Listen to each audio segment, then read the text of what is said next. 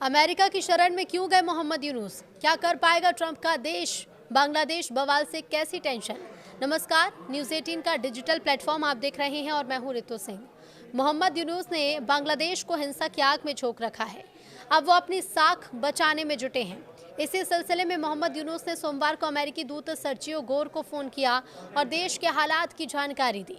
बांग्लादेश के chief adviser professor Mohammad Yunus ने सोमवार को दक्षिण और मध्य एशिया के लिए अमेरिकी विशेष दूत सर्जियो गोर को बताया कि 2024 में विद्रोह के नेता शरीफ उस्मान हादी की मौत को लेकर देश में अशांति के बीच चुनाव समय पर होंगे। बांग्लादेश का रक्त रंजित चैप्टर ऑन है। बांग्लादेश में हिंसा और उथल पुथल का दौर है। बांग्लादेश अब नोबेल शांति वाले मोहम्मद यूनुस के कंट्रोल से बाहर आ चुका है। कभी हिंदू द्वीपों की भीड़ हत्या कर देती है तो कहीं उस्मान हादी का मर्डर हो जाता है। कभी अखबारों के दफ्तर पर हमला तो कभी भारतीय हाई कमिश्नर के आवास को निशाना बनाया जाता है। कुल मिलाकर बांग्लादेश जल रहा है। कब शांति आएगी, कब बांग्लादेशियों को स्थिर सरकार मिलेगी, इसकी झलक भी फिलहाल किसी तरह से दिखाई नहीं दे रही। हालांकि मोहम्मद यूनुस पर अमेरिका का प्रेशर बढ़ता जा रहा है, तभी तो अमेरिका के सामने यूनुस का प्लान फेल हो गया। उन्होंने समय पर ही चुनाव कराने का आश्वासन दे दिया। बांग्लादेश में बवाल के बीच मोहम्मद यूनुस अमेरिका की शरण में पहुंचे हैं। सोमवार को मोहम्मद यूनुस ने भारत में अमेरिकी राजदूत सर्जियो गोर से फोन पर बातचीत भी की और कहा कि बांग्लादेश में समय पर ही चुनाव होंगे। अब सवाल ये उठता है कि आखिर यूनुस अमेरिका को ये आश्वासन क्यों दे रहे हैं?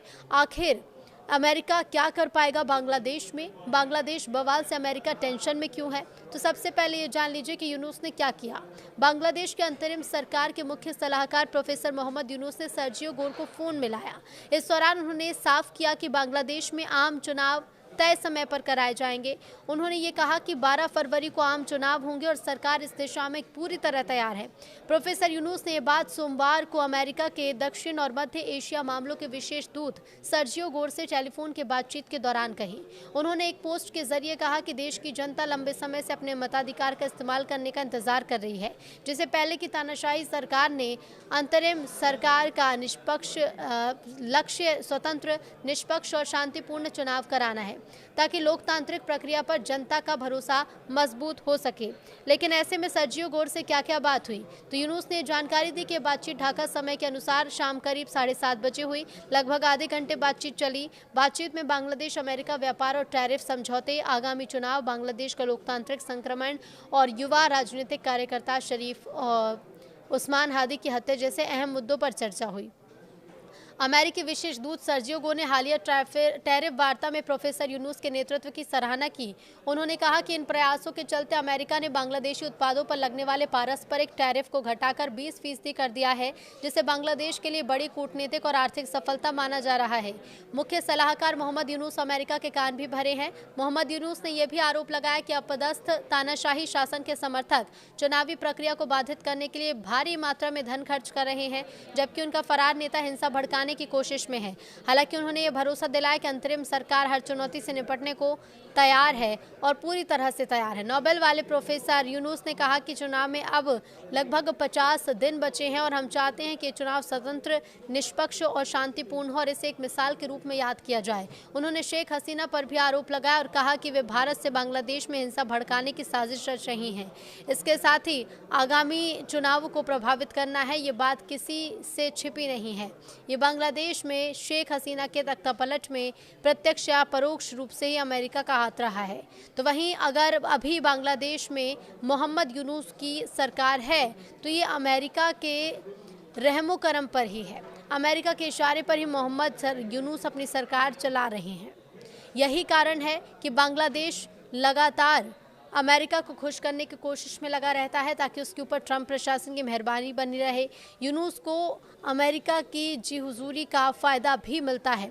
बहुत कम टैरिफ करीब 20% बांग्लादेश पर लगाया है।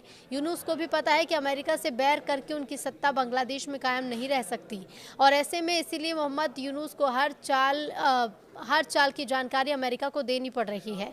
अमेरिका का भी प्रेशर है कि बांग्लादेश में समय पर ही चुनाव हो ताकि दुनिया की नज़र में वो बदनाम ना हो। लेकिन मोहम्मद यूनुस के अमेरिका से निकट संबंध लंबे समय से चर्चा में है। उनके ग्रामीण बैंक को अमेरिकी समर्थन मिला है और कई दस्तावेजों से पता चलता है कि अमेरिकी दूतावास ने उनके पक्ष में लॉबिंग की थी। अमेरिका अपने हित को साधने के लिए साउथ एशिया में मौजूद कुछ देशों को अपना चेला बनाकर रखना चाहता है, पहले पाकिस्तान और अब बांग्लादेश। इसी का उदाहरण है कि साउथ एशिया में भारत और चीन के धमक को रोकने के लिए ही अमेरिका बांग्लादेश को अपने प्रभाव में रखना चाहता है।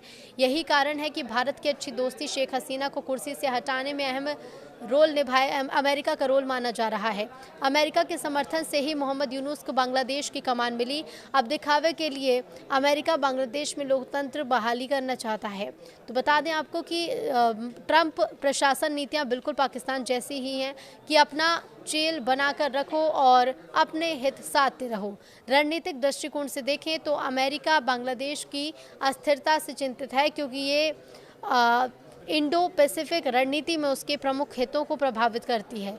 इसके साथ ही बांग्लादेश की भौगोलिक स्थिति बंगाल की खाड़ी में वैश्विक मुद्दों पर भी व्यापार का बड़ा हिस्सा गुजरता है और चीन की बढ़ती नौसैनिक क्षमता उपस्थिति को काउंटर करने के लिए अमेरिका इसे चीन कंटेनमेंट का हिस्सा मानता है।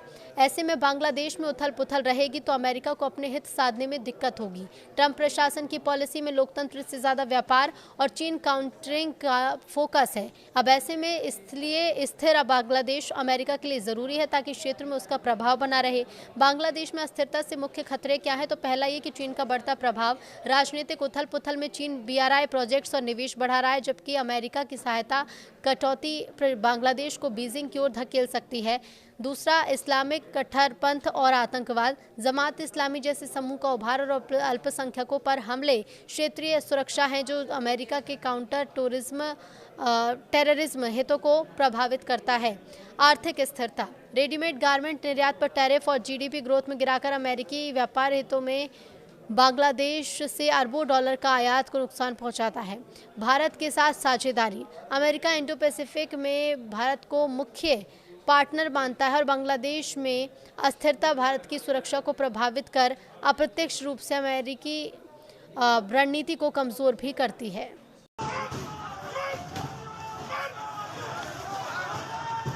কিন্তু মৃত্যুবরণ করেছেন এবং তাকে কিন্তু গুলি করা হয়েছিল, তার মাথায় গুলি করা হয়েছিল। তিনি কিন্তু সেখান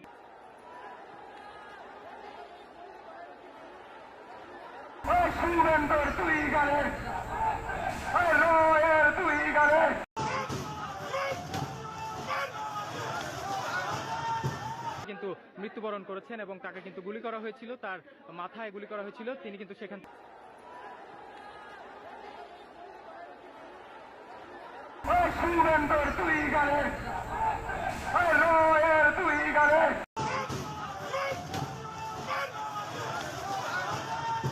কিন্তু মৃত্যুবরণ করেছেন এবং তাকে কিন্তু গুলি করা হয়েছিল, তার মাথায় গুলি করা হয়েছিল। তিনি কিন্তু সেখান